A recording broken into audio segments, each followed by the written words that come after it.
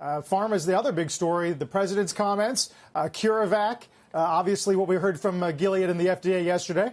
Yeah, look, I wish that the president were right about J&J. That's not right. The company has not said that.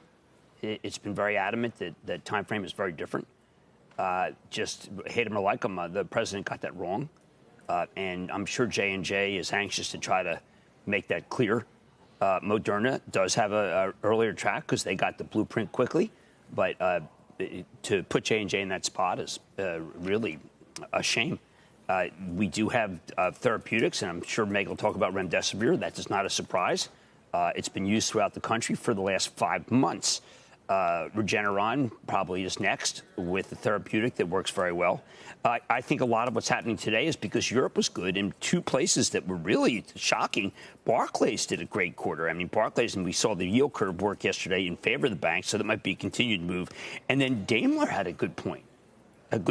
Daimler had a good quarter. I don't even know how that's possible. Maybe Chinese sales, because a lot of their business is in China. But, we have a carryover from Europe that's very, very strong. And I think, David, that sometimes you get a reaction from Europe that shocks you.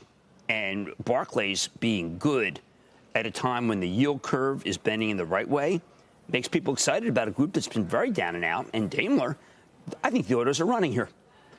Yeah, it's interesting. I mean, Europe is now, obviously dealing with a resurgence of the virus, which we haven't talked about that much. I think we hit our highest number of cases. Was it ever? I think maybe we set a record. Yesterday. Yeah. Right, Carl? Yep. Yeah. Yesterday. What was 73 or 77,000? Sorry. 77, yeah. Almost 78, and that surpasses the late July high. So it's interesting, Jim, that we're seeing that.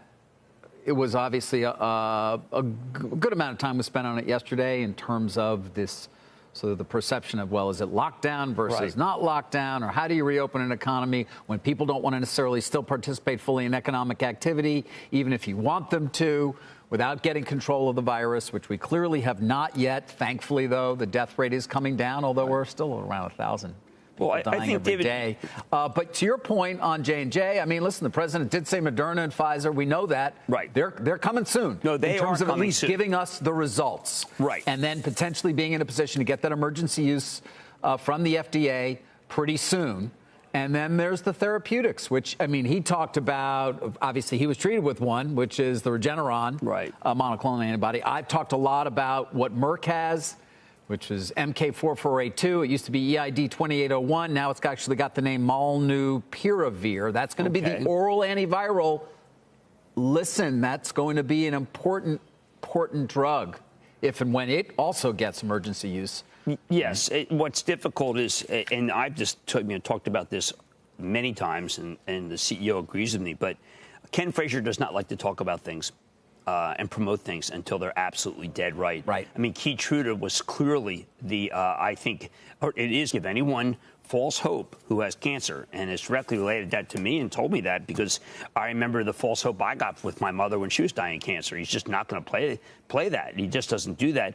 The president's right about Pfizer, and the Moderna is. I mean, I think that there are a lot of people who are ready. There's a very good trial for Moderna going on in New York City. I chose not to be in that. I tried to get in the J&J trial, but it's hard. It's very hard to get into, and these things are very ongoing. Regeneron is by far my favorite because you see dramatic reaction instantly with Regeneron, instantly meaning in 2 or 3 days.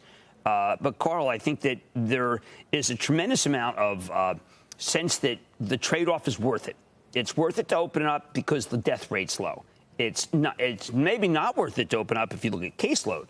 But I think the American people in many parts of the country have decided, you know what, the death rate is so low. Let's open it up and let's have the people who are comorbidity, let them stay home. So it's flipped.